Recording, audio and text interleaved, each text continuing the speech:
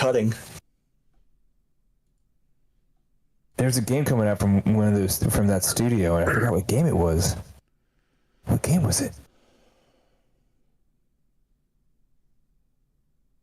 I don't know. I started playing Rise of the Ronin. There was a time where I fucking hated that game. I was playing it in the very beginning. I'm like, oh, this is all right. This is pretty good. I can get into this. And I refused to upgrade any of my stats and skills.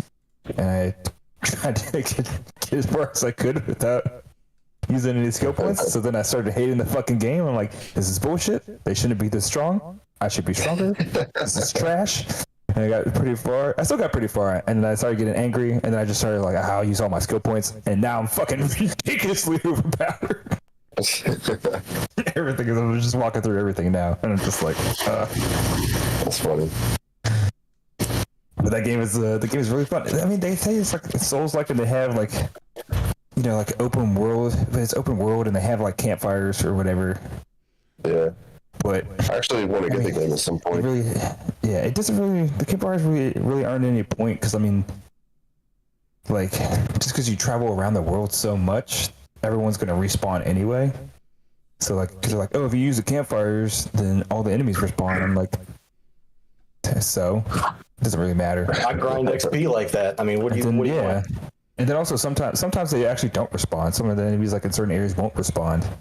They kind of like mainly do it for like missions and stuff. Like when you have to do like missions. So like even the game is open world. When you start a mission, the mission becomes kind of linear, and you're like kind of like trapped in a maze, and you know have to work your way through.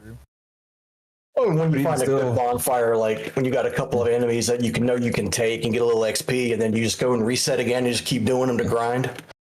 But that's also the thing too. So like as you're making your way through, the level or whatever. When you get to a campfire, when you touch it for the first time, you get all your it banks all your XP, all your karma, your souls. It banks all your you get all your health back, and you get all your full health again. But the enemies won't respond. It's only if you touch it a second time, which is weird. Yeah, when I was doing Fallen Order, that's what I did. I found a good one, and I was like, I'm just going to grind my points, because like I'm a little shy in some combat areas, and if I grind a little bit, I won't be.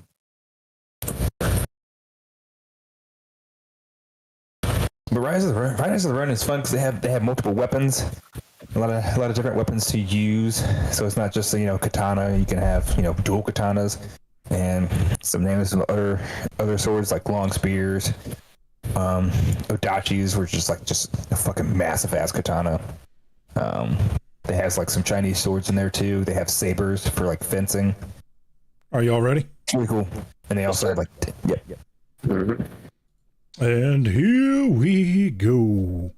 Hello, everybody. Welcome to Griffcast episode 116, the Mature Nerdy Podcast for Immature People, the show where we talk about any and all things nerd, from video games, comic books, movies, computer technology, and or science, up to and including why the hell have we not been here for the last 3 weeks? Welcome to the show. I'm your host, Griffmore. We're down Wild tonight. He is currently at a conference with his family, and well, the show must go on. Oh, so how's everybody doing tonight? Okay. Decently well. Good. Yeah. It's trying not to melt in this heat. Yeah. It's Yeah, for real. I'm scared of looking at my energy bill.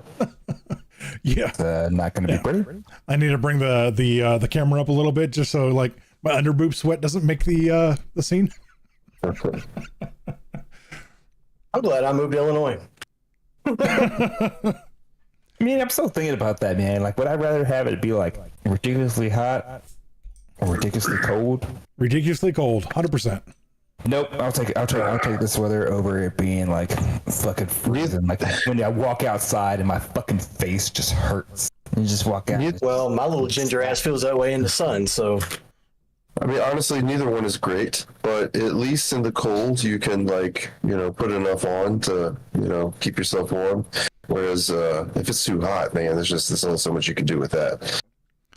My counter argument is this: if it is too hot and my AC breaks, I'll be okay. I'll be able to survive.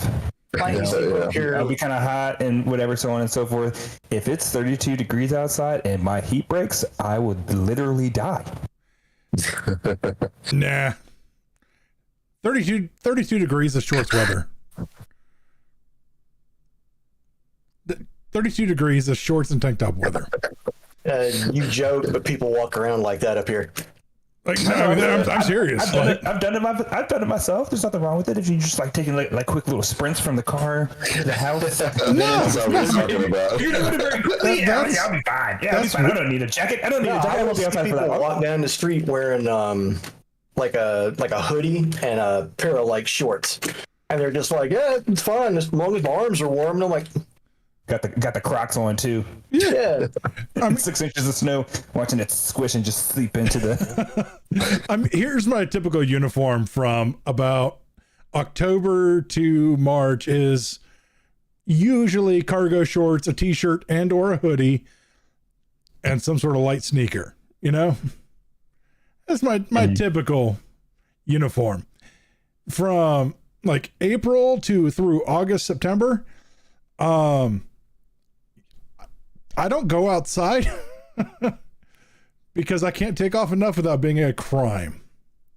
Just to be fair. The duality of a ginger. You don't want to take anything off because you expose more skin to burn, but you want to take it off to get cooler. So, I mean, they have things for that. It's called like, sunscreen. Oh, the nudist colony.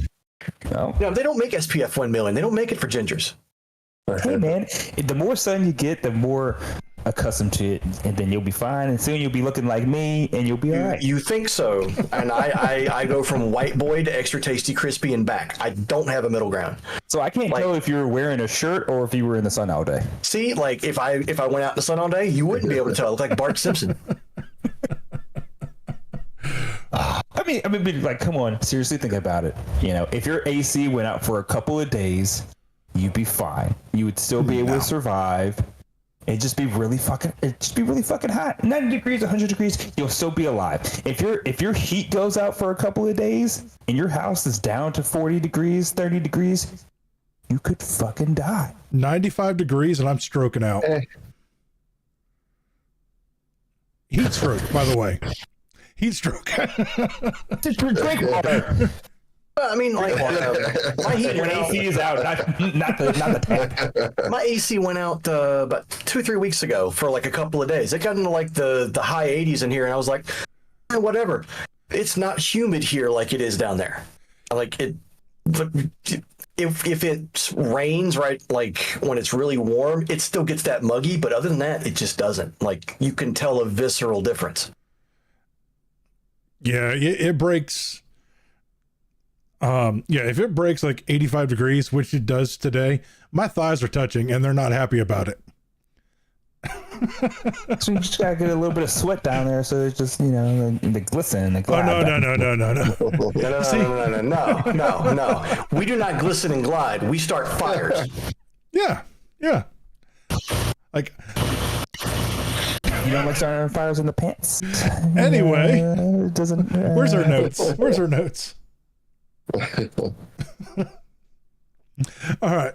So, anybody who was listening to the pre-show has been hearing Solips and CP going over, their favorite FromSoft situations. Solips has actually gotten into the Elden Ring DLC.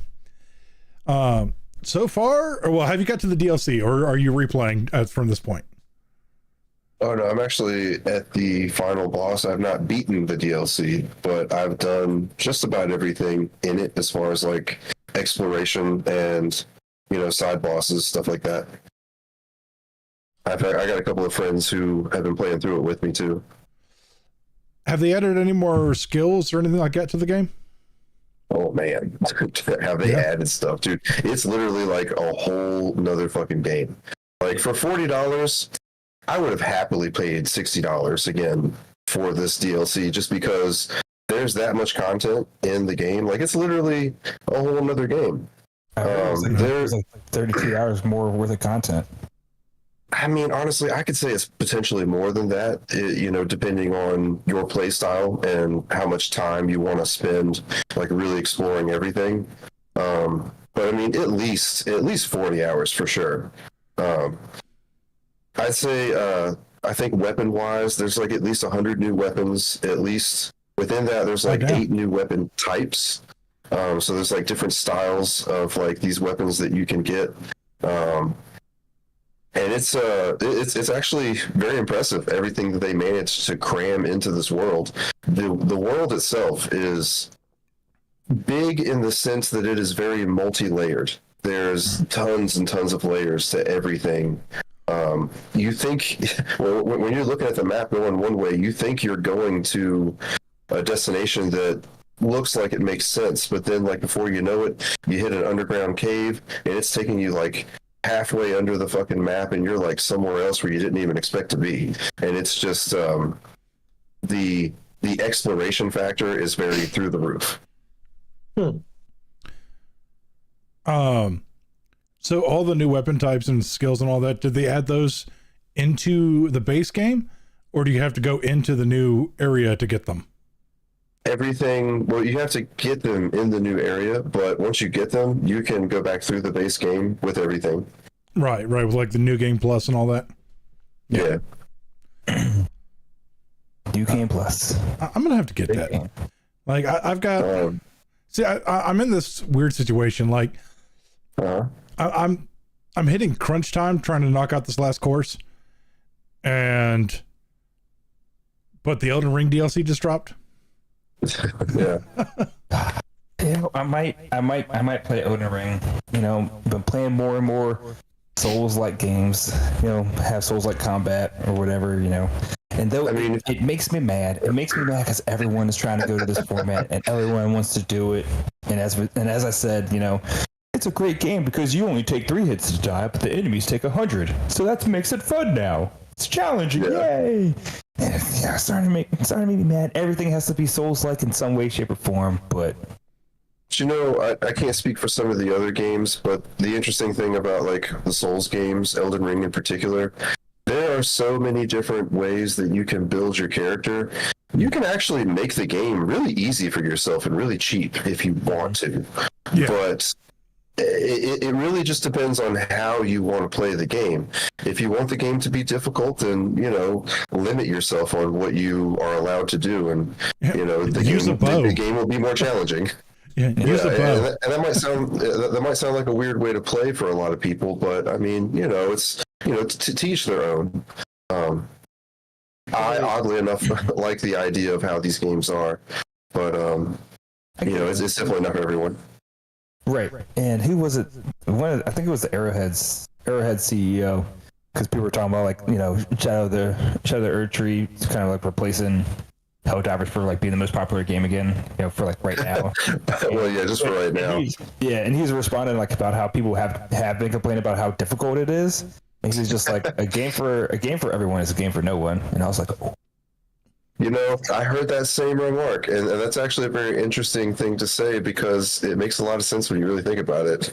Yeah. Yeah. And of course, every developer, every game wants to have as, you know, the bigger player, as big of a player base as they want. But I mean, yeah, make everybody happy. No, I mean, you know, everybody's got to have their niche. Mm-hmm. And I think that's what it is with Souls. I mean, I can get into them, I can understand them, I respect them. Yeah. But damn it, if I die like more than twice, I start getting pissed. No, I get it. I get it. I think, and here's the other thing I find funny about Elden Ring, because I never played any other Souls-like game. You know, I played Souls-like, but not Dark Souls level. Right. But honestly, as far as Elden Ring goes, I mean, you've pretty much experienced what Dark Souls could throw at you. I mean, as far as a Souls experience. Yeah. Well, like I said in before, is I leveled so much that I trivialized the entire game. Right. Yeah. Except here's the part that I found funny was, depending on your build, shit will still one-shot you. Yeah, I can. You can be max level and get one shot. Like it happens. It's you can make yourself really strong, but skill is still a factor, and to some degree. And that just kind of is what it is, you know. 100%. I just never like the thought of just losing everything. Well, you don't especially really someone lose everything. You just lose like your money and experience. That's Yeah, I mean that's what makes me hurt the most. I mean, losing my money to buy stuff and losing all the experience that I need to level up, and that's what makes me salty. And then like, especially like it's definitely crucial. You die and you're like away from your campfire. Now I got to fight through everything just to get back there. And as Griff says, there's like even like the weakest enemies can still one shot you at any moment in time. And then if you die, then everything is fucking gone, and that just drives me nuts. You know? But you know that it really adds that extra pressure, though. It really like makes you think to yourself like, oh shit, I gotta really like be on my toes. I gotta really like be aware of everything behind every corner. I gotta know what's going on. Right. But see, here's the thing. Like, I play games to relax, and that's not relaxing to me. yeah, I get that. Yeah. I got PTSD, and like I have like hyper awareness. So like, you know, if the dog farts, I'm like, all right, I know where they are, I know what room they're at. Like, I can tell what kind of car drives by because like my brain just won't stop. So when I play a game like wanting me to be paranoid, it's like the exact opposite of what I need. You know, I do like to play some games for the sake of like just kind of coasting through something more easily, just because, you know, I do like a lot of different types of games. But the Souls games really scratch a certain kind of itch. Like, I don't know, I love the challenge sometimes. Yeah, I mean, I like challenging. You know, everyone wants, you know, the game to be challenging, especially when you get good at a game. And, like, you play through it on normal, and now you play getting through on hard, and then nightmare mode. But like, it's my first time playing the game. Does it have to be on nightmare mode immediately? All the time, yeah, right? Yeah. So here's one thing though that I do respect about the Souls likes is when you have trouble with a boss and then you beat a boss, that rush, you cannot top it within video games. It's hard to. There's not too many other experiences I can think about in a game that give you that same thrill. No, there's really not, in my opinion. But,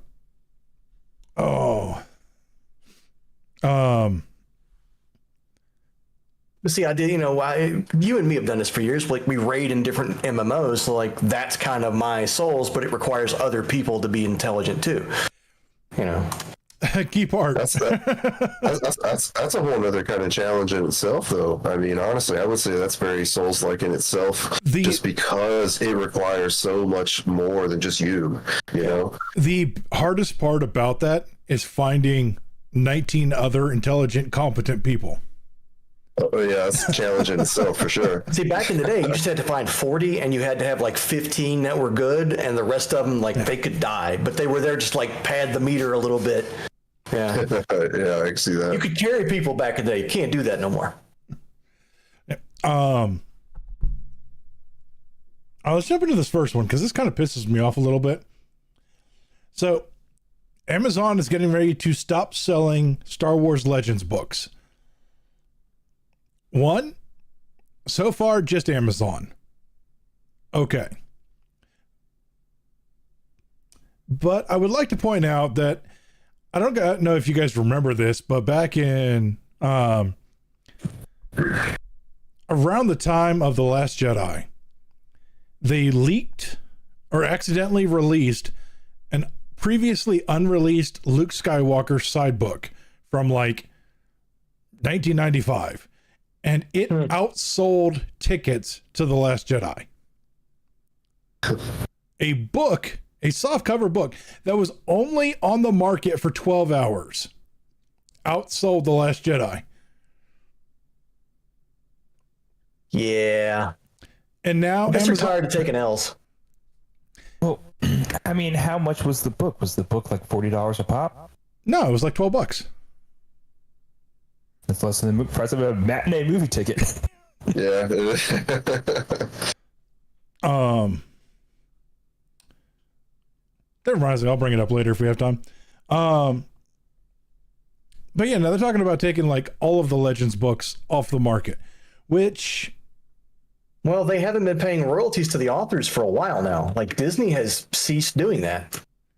Well, then, yeah, fuck them. Like, if you're not going to pay the people, then... What? I know there's been at least one author who's been kind of vocal about it, like, hey, I haven't gotten a check in like 3 years. What's going on, guys? What? So the Legend Star Wars books, those are the fan made books that have been like, We've had this conversation. I'm pretty sure we have, but They're the books that were written before Disney bought Star Wars. Can't remember everything. Yeah, the fan made books that kind of like brought into canon. No, they were the canon books. They were everything until Disney bought it, and they said, "Well, we're going to reset canon. These are all not canon anymore." These are the books that KK came out and said we have no source material. Yeah. Mm-hmm. But these were books that were still written by fans, and the LucasArts was just like, no, LucasArts approved this. LucasArts had the storylines. They hired professional authors. Yep. This isn't fan shit. This is official. Like, until Disney bought it, this was the lore. Yep. Yeah.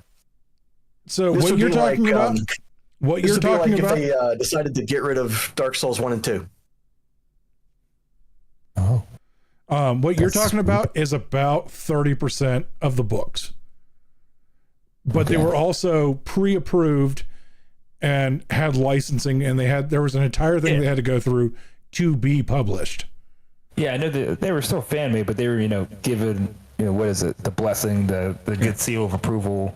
But that was like 30% of the books. Okay. The other, 60% or 70%. And that's we're not talking about the books that got written on contract and they decided not to publish. Yeah.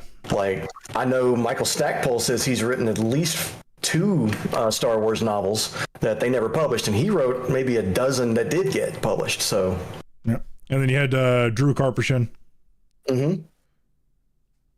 Who wrote the Darth Bane trilogy. He wrote a lot of the Old Republic books. Who was what's her name? Was it Kathleen Kennedy? You shut your whore mouth. No. No, I know who you're talking about. But yeah, the chick that hates Jedi. Yeah, the Mandalorian chick. I don't. That might not be who I'm thinking of. The one I'm thinking of has also written Warcraft books. Oh, Christine Golden. That's it. But yeah, she's written a lot of Star Wars. Then you had the Han Solo trilogy. Then you had the entire X-Wing series, which is what, 12 books, something like that? Yeah, Michael Stackpole wrote a bunch of those. Yep. There was a young readers section. They had like a dozen books in that. Yeah. There's a lot of novels. And they had what the New Jedi Order series was 30 books long. Yep. But you know what? If they're not going to pay the have any authors, source material. If they're not going to pay the authors, then stop selling them. Yeah. Which, the fact that they've gotten rid of all this kind of surprises me, because the Acolyte recently has. Have you seen the previews for the recent Acolyte episode? No, but I've seen the helmet. Yeah. They're just trying to pull a fucking Boba Fett. No, the helmet thing, like, it's cortosis, but they don't talk about it. Like, Jedi just start hitting it and their sabers start turning off, with not explaining the thing that was only in Legends. So there's a GIF out there you can go look at where the guy headbutts a lightsaber. I see they were just trying to, pull a Boba Fett, the whatever Captain Phasma, where they just have a very, what's the word I'm looking for? An intimidating helmet. Yeah, but a very mysterious person show up that's a secret badass or something. Honestly, it now looks everybody's like calling him Smilo Ren, so I think that's the funniest fucking part. Because he's wearing a gimp mask. Have you seen it? Look like at the. I mean, I really haven't been paying attention to the Acolyte. I don't know if I'm like, not trying to watch it just so I don't spoil anything for myself, so I can go watch it all when it releases. Well, you tell me what you think about it, because I'm curious.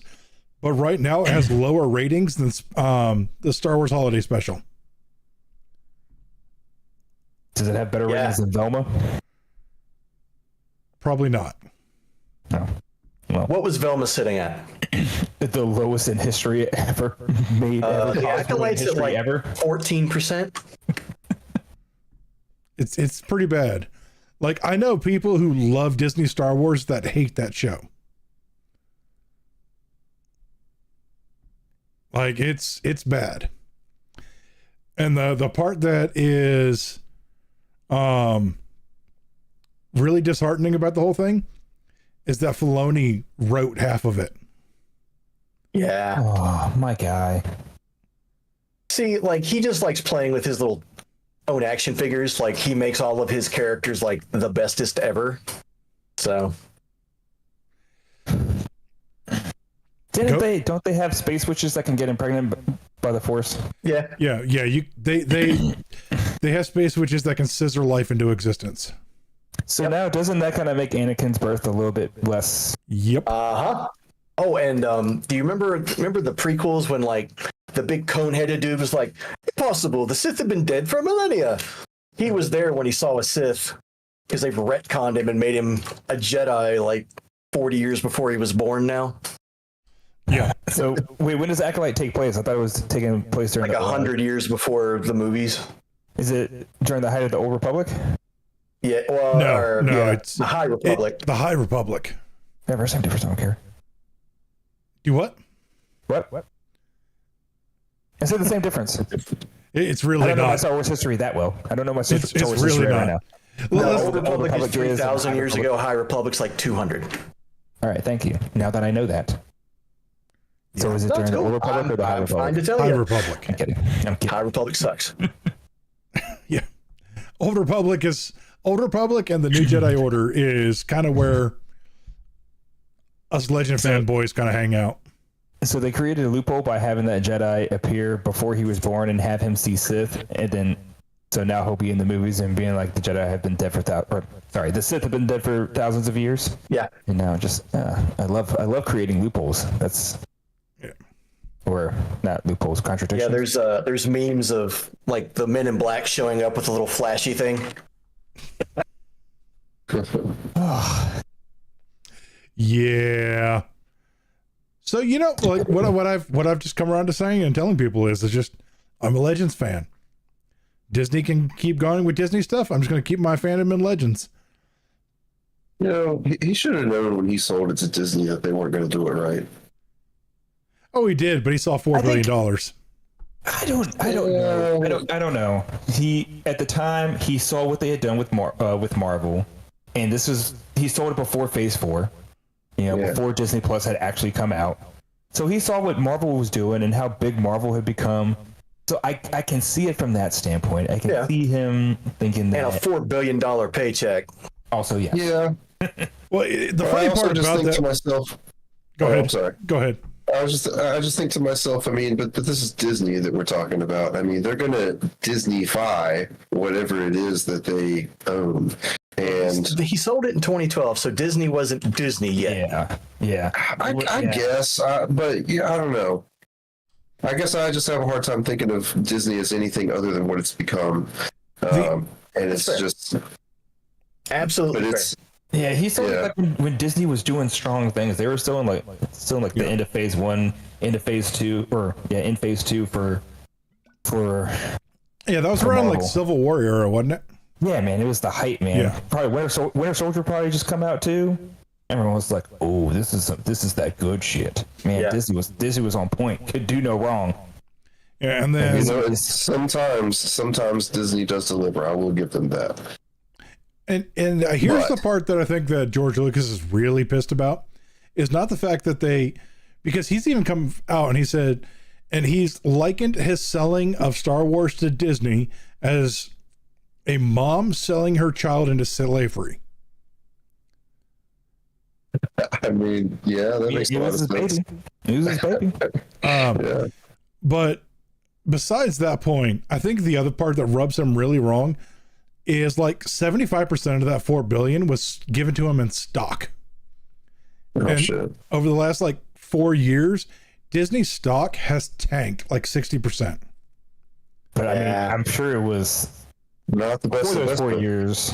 before those 4 years, like when he first sold it and Disney was getting up there, before Phase 4, that shit was going up. Yeah. Well, like even just a couple of days ago, Disney lost like $15 on their stock price because somebody posted how Elon Musk was making fun of Kathleen Kennedy.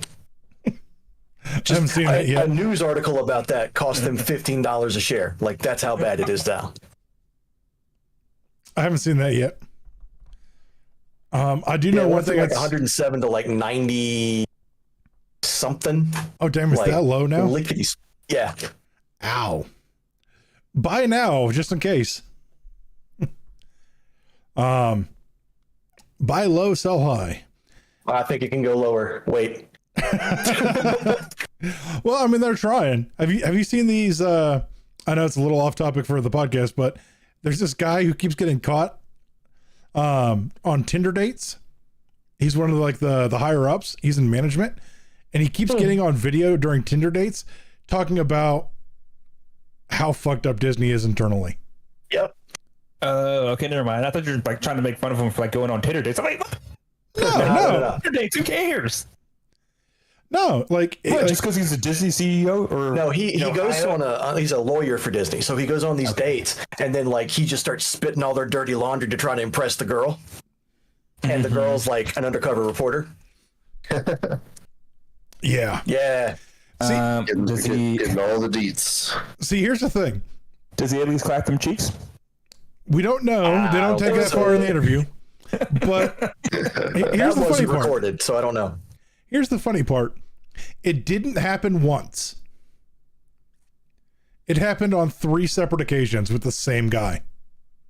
I mean, okay, it's the same guy. If you're gonna say the same girl, I would like, question it. But like also, did like the first video of him, airing the dirty laundry come out and then he did it again, or did he do all 3 and then all 3 came out? Oh, all 3 came out in one shot. Like this guy was a gold mine for them. They were not gonna like run him off. See, that's not as bad. If it happened once and then he did it again and then again, but you're saying he did it 3 times and then it came out, that's not that bad. Yeah, but you go on 3 dates and you start airing your company's dirty laundry to try to impress a girl? Come on, man. Well, if it worked the first time, you would do it a second and third time now, wouldn't you? Until the consequences came and got you. And well, I don't think it worked because I don't think he got none. But you know what? Like, he did get Disney in a lot of trouble because he actually exposed some of their illegal hiring practices on tape. Yep. Yeah. He actually came forward and said that because he is white and a Jew, he will never be able to move up in the company. No, because he's not a Jew or some shit like that. No, he's white and Jewish. Yeah, because Disney, like actual Disney, I don't know, can we say that? They might actually come get us if we say it. We don't say the N-word. Either one of them. I know that, but I mean, he didn't like Disney did not like the Jews very much. He was very vocal about that. Walt Disney had jazz hands.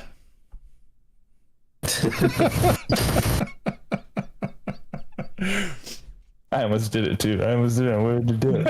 I almost did it. Wow, I just went on a freaking ride there. That was weird. All right. All right, so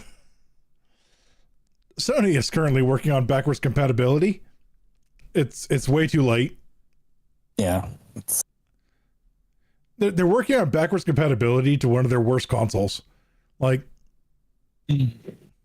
it's whatever. I mean, if it comes out at the time of the Pro, damn, they probably will sell a lot of Pros.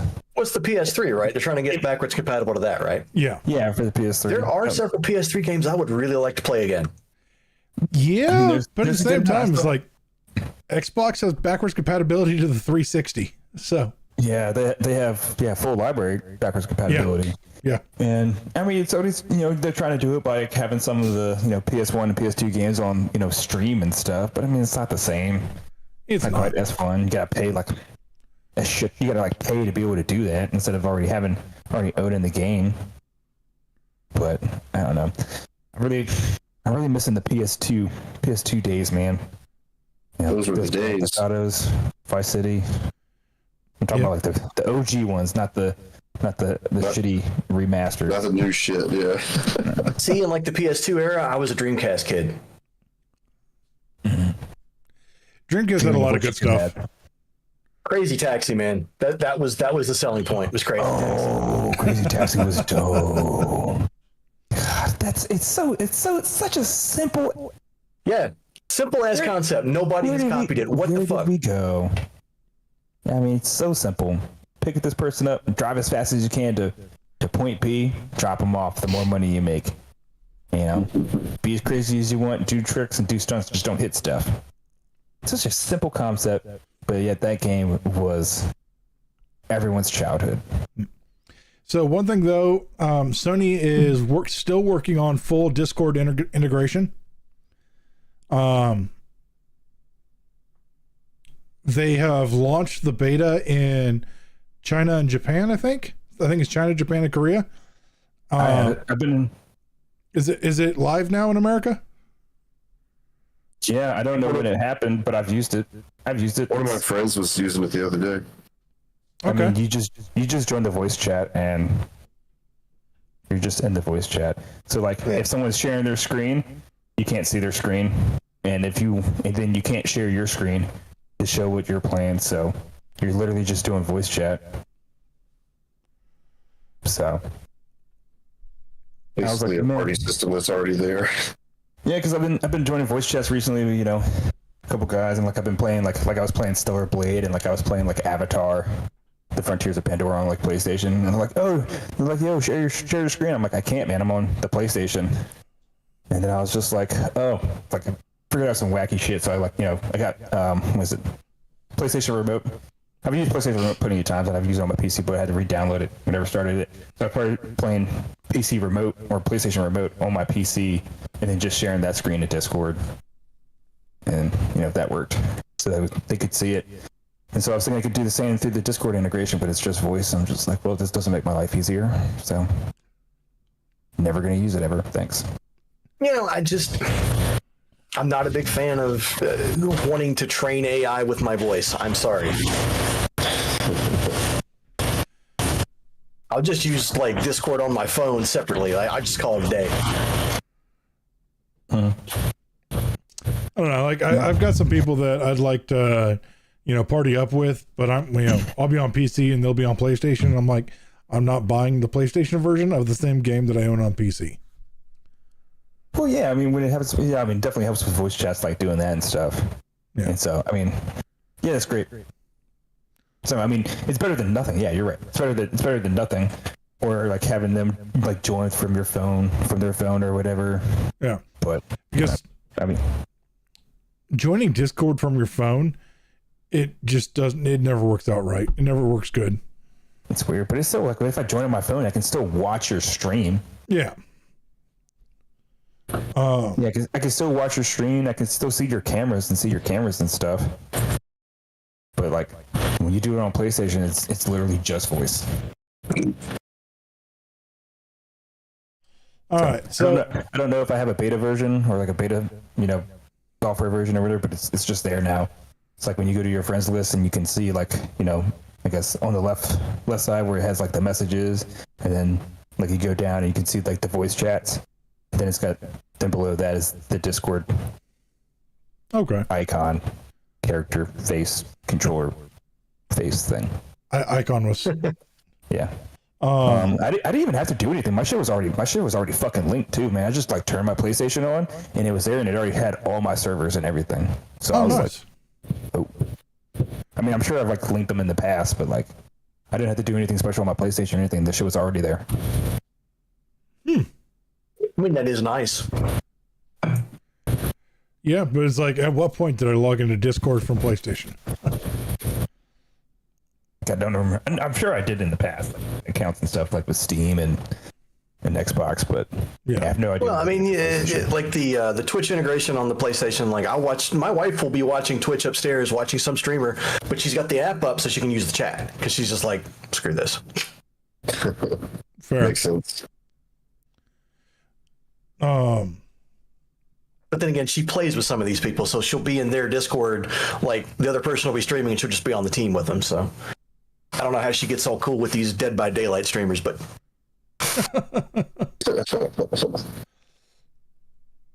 yeah, I got a buddy I play Diablo with who just will randomly message like the number one players in the world and just get answers. I'm like, the fuck, dude. All right. Yeah. So Bill Nye is getting a Hollywood star. I don't care. Me neither. Bill. Okay. I loved Bill Nye until he went overly political. I mean, yeah. So like, Bill Nye, like his original show back from the early '90s. That shit was so good. You're learning a lot. He did some great things, and then he had his Netflix show, and like the first like seasons or so of it were great, and then it got the Netflix Disney treatment and went woke as fuck. And I was like, oh, Bill. Yep. And he stuck it out too. Like, it's funny. As soon as they did that, they stopped running the show because everybody stopped watching it. Yeah, it was like one season they went like overly woke and then dead. And I was like, I like that show, man. I was like, man, it was good, man. It was nostalgia while also still learning new things. And Bill was his goofy stuff, always trying to make the world learn and stuff. And just yeah, but then like that, and also the part that I find hilarious is that he's not a scientist; he's an engineer. Right. But you know what? in shape or form. Yeah, like I said, I used to love Bill, and then he went like extremely political.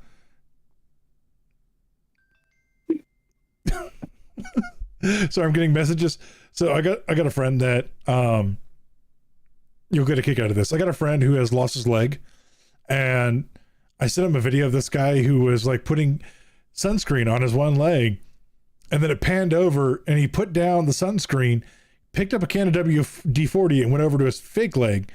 And I sent it to him, and he's like, he just messaged me back going, I wonder if that actually works. That's funny. Yeah. I like it when people have a sense of humor about stuff like this. He does. I can't imagine, but he's a good sport about it. He's one of those guys. He has to have a sense of humor about it. But all right, so we'll skip this next one because we just talked about it. Spaceballs 2, the movie, is potentially in the works. I think I heard about that a while back. There's a cynic in me. It's like you're about 10 years too late. Disney's done all the parody of Star Wars that you could possibly want. True that. I don't think Mel Brooks can do a better job of just aping on their bullshit. People have even parodied Spaceballs itself. I mean, it's Spaceballs it was a kind of an institution, though. Like, it was such a good movie. Well, see, it was. Here's what I find hilarious about Spaceballs is Spaceballs versus the sequel trilogy.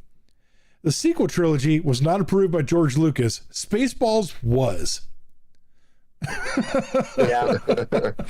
Hey man, have a good sense of humor and know when to laugh at yourself. I mean, Right. His only requirement was that Mel Brooks could not sell merchandise from it. That was it. Which is where that one scene came from. It's like, we got Spaceballs the movie, Spaceballs the travel mug, Spaceballs the luggage, Spaceballs, Yeah. God, he knows. Mel Brooks is so funny. He knows what he's doing, man. Coming back so good. There's two sides of me that are about this, It's great, it's funny, the world might need this, a great laugh again. Definitely love me some Mel Brooks, man. I mean, Blazing Saddles is one of my favorite fucking movies. That movie's so funny. Even today, man, I watched it like a year and a half ago. I'm just like, this is the best fucking movie ever. It's so funny. It's so good, man. But now These are timeless. That movie could not come out today. Oh, hell no. People were watching now like, this is so bad. Hey, where all the white women at? Yeah, that one line, man, I could hear people scream if that shit was in a movie nowadays. In the beginning, they're in the fucking quicksand, and he throws a rope and saves the horse. He's like, ooh, that was a close one. Or they saved the cart. I think they saved the cart. What I think is hilarious is the actor that played the guy in the desert with the comb. Oh, yeah. Spaceballs? Oh, shit. He is in real life pissed because that's what he's known for, not the decade that he was on Star Trek. Yeah, he's known for that Jesus one Christ. line in Spaceballs from 40 years ago, but he's not known for the decade he was in Star Trek. He was in Star Trek. Yeah. I've seen him in other things, but I don't remember in Star Trek. Also, I'm not a Trekkie, so that also kind of makes sense. I'm a minor league Trekkie. Like, I've watched some of the shit. I've watched the movies, but Yeah, I mean, I've seen some of the movies. I've seen some of the old movies too. Like, I haven't really like sat down to like watch the shows, but I'll watch it if it's on and stuff. But yeah, I never followed it that closely. Back to my original thing, what I was saying. Because I'm making a Spaceballs too. They're doing it. I don't know. I don't know if I can say this about Mel Brooks, but I mean, they're obviously doing it for this nostalgia. It's an it's really established sad though. Like, IP, two an of the established people aren't there anymore. IP from back in the day that they can easily probably make money off of just putting the name on it, the nostalgia. They're not taking a risk by making something new. Yeah. Well, I mean, all I'm hoping is that they don't try to like recast John Candy or Joan Rivers, because you're not gonna. It's not gonna go well. Yeah. They probably would, though. I don't know. But I mean, if it's Spaceballs 2, they probably would recast him because, I mean, because like Chewbacca's in. I imagine they'd be making fun of the prequels, or I mean, not the prequels, the sequels in the Disney era. They'd be making fun of the Disney era. And Chewbacca's still in it. He's in all three of the movies, aren't he? Isn't he?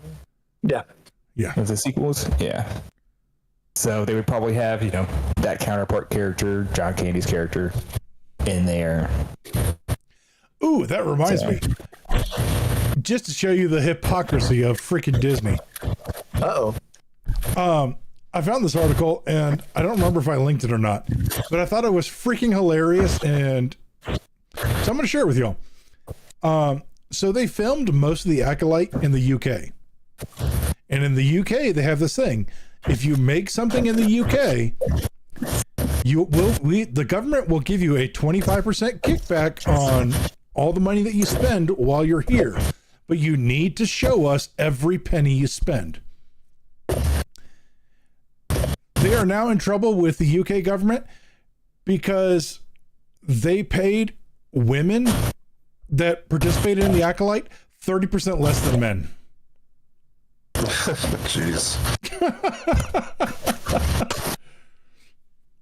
I mean, we're talking about like Weinstein's former assistant. I mean, some habits die hard. Isn't Disney kind of like one of the the main sources talking about with the women empowerment and Yep. That's the irony. we talk about like And we're not talking like on average. We're talking high end and low end.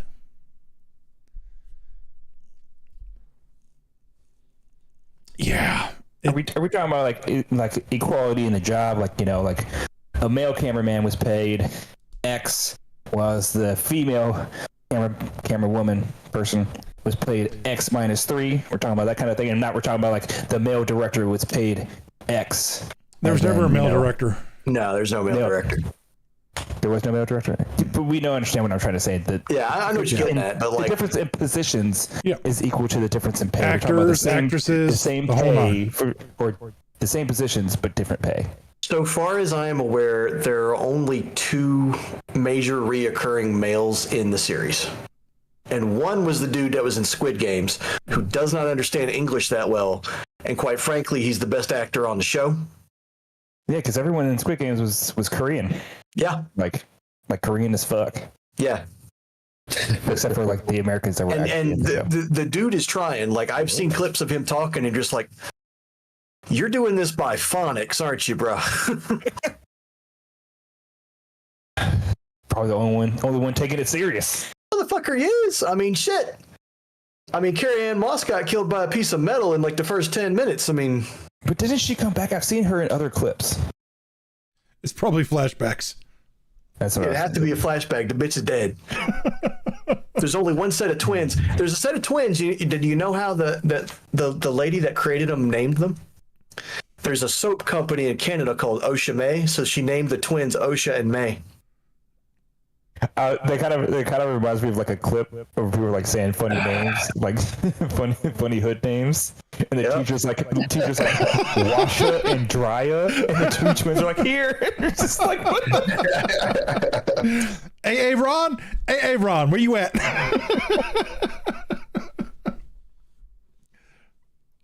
Oh, where's Arangelo and Lamangelo? Where y'all at?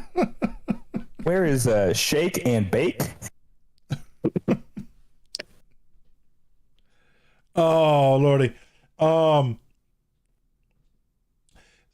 right, I'm on the fence about this, but I'm leaning more towards hopeful. Colin Farrell is getting his own Penguin show. Gonna be dope. I am still mad that they cast Colin Farrell to begin with. I'm just going to be straight up with you. They had to put 60 pounds of makeup on that motherfucker to make him look like the Penguin. And I know at least one actor that looks exactly like that with no makeup. That's okay. That's fair. Everyone was talking about like no one knew who he was when he was in makeup. And I mean, like if he had to put on like that much makeup for the character, then like that might be excessive. But I think He had to put on that much makeup. He had to change his voice that much. He had to change he did a lot to get into that character where you don't even see him anymore. Yeah. So it's like, why are you paying that much money for him when you could get anybody else? True, but he fucking killed it. He had to deliver that performance. Yeah, man, that was a great performance. I mean, just like, that whole ass movie in general. Fantastic. I have problems with the movie, but like the thing that I think I truly love about that movie is Gotham has its own character. Yeah. It's one of the first times probably since the Burton movies where you felt like Gotham has its own presence. Yeah. And that's something I think was severely lacking in the Nolan movies. That is a great way to put it. They tried too. They tried. Like, if you think about it, going back through the dialogue, they're always talking about like, oh, Gotham this, Gotham that, like trying to tell you like that Gotham is alive and like Gotham itself can't be saved because Gotham doesn't want to be saved and things like that. But you're right, like Gotham never had its own presence. It was still kind of like a location. It was just Chicago. It was dirty Chicago. Just a location. And like you look at the Batman or the Burton movies and like it had a tone, it had a feel. Like you'd watch people walk through the city and you're like, yeah, that's definitely Gotham because you just nothing looked like it. Like nothing else quite matches. Yeah. Very true. Great analogy. Great assessment, my guy. I'm gonna have to agree there. They did a great job on. Oh wow, that's not right. Did you just smell your own burp? No, I just went. Woo! Might be a short show tonight. Actually, not really. We're almost at an hour. I mean, we already got it. You said that shit earlier, and you were just like, you kind of like zoned off to the side, and you're like, that was a wild thing. I was like, did it just kick in? Did it just kick in? I'm getting dizzy spells. This motherfucker really just in the middle of the stream was like, these edibles ain't shit. No, like I am getting the edible effect without edibles. I got a problem. Wow. Okay. I gotta stop like going back and forth here. Wow. I just stop. Okay. Where was I? Oh yeah. The Colin Farrell thing. Yeah. Yeah. Because even in the Nolan movies, like Gotham didn't really feel like a character until the third one, and there was way too much fucking daylight. Yeah, because most of it took place during the day, just because like. I mean, Batman wasn't in the movie for that much. And, well, even in like the Burton movies, when you saw Gotham during daylight, it still looked dingy. It looked like night never really came off of it. Like, here's the sun, but the buildings are still kind of murky, you know. Mm. No, I feel like if Gotham had a character, it was in Batman Begins, because. Yeah. Because I mean, Gotham had a bigger place, part to play, because the villain was trying to correct Gotham itself, not necessarily just a certain character or specific type of people. Was trying to correct all of Gotham, and so like they showed you a lot more of Gotham and how slummy it was. Well, if you think about like the way they present Gotham, like the best way that they present it in Batman Begins is when he's doing like the recon and he ends up giving those goggles to Joffrey. Yeah, But, I mean that's what I think about. Like I think about you got that weird color filter, and you've got the rain, and you can see all the dirt and the grime, and that's when it actually feels lived in. But otherwise it just does not feel lived in. It looks like, oh, we got some tracking shots from a drone over Chicago. Right. I also think about the part, like the scenes later in the movie before they put before they start vaporizing the water supply.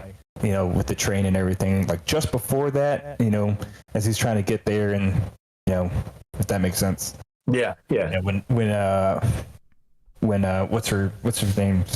Rachel. When Rachel's character, Kate Holmes. Yeah. When she's kind of like navigating through the world and stuff. Yeah. Which I feel bad that she didn't get to come back for the next movie, because as much as I like the girl that replaced her, there wasn't the right chemistry. I don't think. Like it didn't seem like it. Yeah. I don't know. Yeah, I think Maggie Gyllenhaal did a better job playing playing Rachel than Katie did. But I still think that Katie made Rachel her character.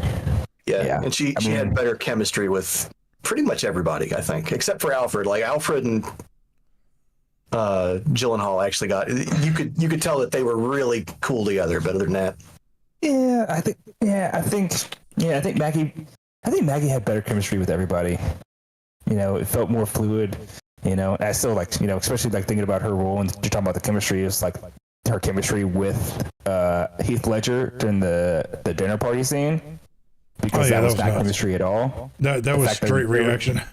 Yeah, the fact that there was no chemistry made it like a very good chemistry. It just made the scene even better. Because none of it was scripted. That was all. Yeah, she was actually reacting. He was not supposed to grab her face or any of that shit. Yeah. But you know what? It worked. It worked. Yeah, it worked out very well. But I feel like her, her chemistry with Alfred was really good. And kind of she felt like Rachel by the end of the movie, so that when she went away, you actually cared, and you're like, oh fuck. Yeah. So I'm sure we felt the same way with Katie Holmes, especially having that face over 2 films. It would have felt the same. But when it comes to recasting, I don't think it was a bad recast. I don't think it was necessary, but I think they did the best given the situation. Yeah. I'm not knocking Maggie Gyllenhaal for what she did. I mean, she did an excellent job. The thing about that one scene though at the dinner party that I find quite interesting is those scenes come around very rarely, where it's completely off the cuff, and only one person barely knows that they're going to do it, and the other person is just reacting. But those scenes always make the best scenes. The reaction's real. They're no longer acting. Yeah. Like the Leonardo DiCaprio in Django. Yep. Great scene.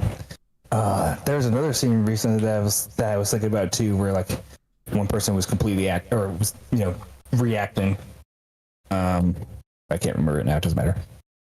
There's a scene in Kiss the Dragon, an old Jet Li movie, where there's a guy arguing because a girl came in and was talking to him, and he gives her a little bit of crap, smacks her, and Jet Li's character's like, don't do that again. And he turns around in character to do it again, and he gets grabbed and jerked across the table. What was supposed to happen is they were going to cut, and then they were going to do that. Well, Jet Li didn't know that, so he actually did that. He got up and snatched this bitch out of his shoes so fast. You see the look on his face of he's just terrified. And they kept it in the movie because they couldn't get a better reaction out of him from all the other takes. Indiana Jones? Oh, yeah. Mm-hmm. The one scene where the one guy comes out with the sword and does all the fancy moves, and he just pulls out a gun and shoots him. No. Yeah.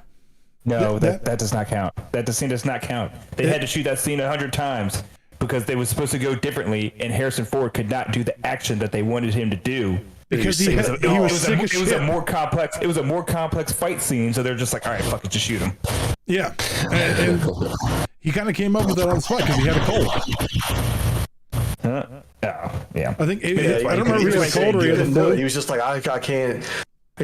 Bang! All right, we're done. Let's get the fuck out of here. Oh, there was another one. And correct me if it's too soon, but Brandon Lee and The Crow. Not too soon. Are you talking about like the final scene? No. It's messed up, man. No. I mean, yeah, the final scene technically for him. I mean, what's like? I mean, it was the last scene that they filmed. So like, it was like the last scene they filmed, I think. So like, they completed, and they're like, all right, that's a wrap. All right, man, good job. No, they had to do a little bit afterwards. They hadn't finished yet. They had to do some body doubling. That's why it took so long to kind of finish it. But there was not a lot left. Like there legitimately was not. And the guy that actually pulled the trigger never watched the movie, and didn't act for a couple of years after that. He was kind of fucked up about it. Yeah, man. Understandably. Very traumatic experience. Understandably. You know, the exact opposite of Alec Baldwin. Speaking of The Crow, we got what's his name coming in on the remake, which I'm on the fence about, but it looks more comic accurate. Yeah, I knew they were doing a remake. I forgot who it was too. The guy who Talking about the guy who played Pennywise. Momoa? No, the guy who played Pennywise. Oh yeah, that thing. Oh yeah, man. One of the Skarsgårds. Skarsgård, yeah, Bill Skarsgård. I forgot. This is how bad that trailer was. I forgot it existed. He's doing The Crow. He's got a new movie coming out. He has a new movie coming out. I think it already came out, where he's just kicking all the fucking ass. He's just kicking all the ass. Oh, Boy Kills World. Yeah, Boy Kills World. That's it. I watched that. It was really good. Yeah, it looked good. The trailers looked good. You know, it had It was pretty wild. It was off the wall. it had Ace John Benjamin doing the narration because like Bill Skarsgård's character is a mute. That shit made it funny. Yeah. Yeah, it was very comical. Yeah, it looked good. It looked violent as hell too. Incredibly. But so they have him doing The Crow, which is going to be like almost like an identical movie, just not as comical, right? They're doing it. I think they're doing it based off the original comics. Yeah. Mm-hmm. And if you look at him in makeup versus original comics, it's pretty accurate. He's going to catch a lot of flack though because he's not Brandon Lee. He's going to catch a lot of flack because he looks like what's the name of that rapper with all the shit on his face? Talking about the Insane Clown Posse? No. I'm talking about a rapper that sucks. The Insane Clown Posse? Well, sucks worse than Insane Clown Posse. No, Listen. It's ICP is more. Are you talking about Tekashi 6ix9ine? He's talking about any rapper that's gotten somewhat big by mumbling into a microphone over the last 10 years. I don't even know who those people are. Oh, me either. Nobody does. I guess that's the problem. Machine God Gun damn Kelly. Machine Gun Kelly. That's the name I've been looking for. Oh, the one that Eminem destroyed. Thank you, Joseph Simons. I mean, without makeup, I can kind of see that them both looking the same. I mean, they're tall, skinny white dudes with blonde hair. So yeah. Yeah, hang on. I'll get you a picture of this dude in crow makeup, and you will tell me what you think. I don't think I've ever seen Machine Gun Kelly in makeup, like other than when he's like on the red carpet with Megan Fox and they're just doing some weird shit. Yeah, Megan Fox. Here we go. Megan Fox. There, put it in general. You get to watch the old Crow, and you get to see whatever the fuck that is. Yeah. Okay. That's actually pretty comic accurate. Mm-hmm. Where's the Machine Gun Kelly part? I don't get that. He looks like Machine Gun fucking Kelly to me. I'm sorry. He kind of does, which kind of ruins this whole thing for me.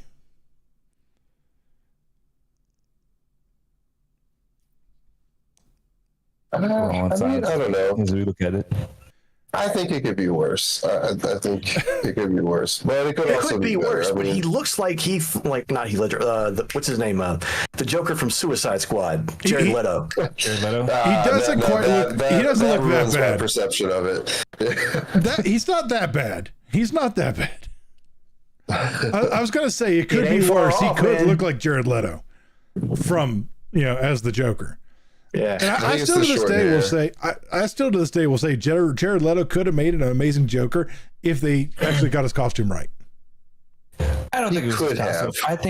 I don't think it was his costume. I kind of think his look was kind of cool. I really like the look that they gave him with the tattoos, like his clothing style. Sometimes I really thought it was good. I just think he didn't have a consistency. I felt like he really didn't have a consistency when trying to find his Joker voice. He's Fair. kind of like all over the place with his range, and Yeah. yeah, I didn't like his laugh. his laugh wasn't good. And just That, like- yeah, I'll give you every that. scene he was in, I felt like he had a different accent. Yeah. Whether it was him, like, trying That to. could have been him being too much of a what do they call those actors? A method actor. Yeah, I think he was just trying to be too much of a method actor. But Yeah. So, anyways, People like dead rats in boxes as gifts, and I'm like, I'd have come to your trailer and beat your skinny little ass. I think that was beyond method acting. He's trying to get too involved into it. No, I'm sorry, man. Like, I'm in a, Jared Leto. Like, okay, cool. He sent me a gift. I mean, dude, when they first casted him, I was like, dude, that's gonna be awesome. Because man, dude usually crushes every single fucking thing he's ever been in, just ever touched. Send me a dead rat. Come bust your ass up. You really gonna look like the Honestly, Joker when I'm done? honestly, I think the only thing I ever enjoyed him in was Lord of War. Yeah, that was good. That's like the only thing like I kind of hated him in. He was too good at that one. I was like, man, I hate this character. I hated his character at You were definitely supposed to. Fight Club. I hated his character in Fight Club too. Well, I liked his character in Fight Club because he got his ass beat. Well, I think that's his problem. He's really good at playing a character that you don't like, but as soon as he's playing the role of someone you're supposed to like, it's like, I don't like this guy. Yeah. I don't think so. I mean, I've seen him in roles where I think he just does a great job because he's playing a character that you're supposed to hate. He was good in the Blade Runner movie. Yeah. I mean, I don't think he's ever had a role that he did not crush, except for unless it's been like comic book and superhero related. Because Morbius, no, and It's Morbin Suicide time, Squad. baby. As soon as you said Morbius, that's what I thought of. Well, we're gonna morph the hell on out of here. So thank y'all for coming to watch it.